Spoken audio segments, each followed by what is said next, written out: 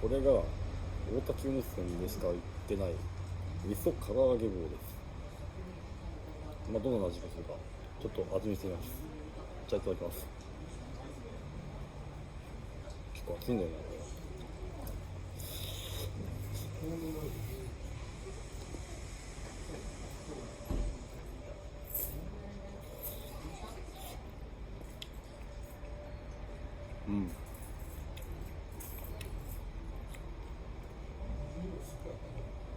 大滝味噌の味がしっかり乗っててうまいです。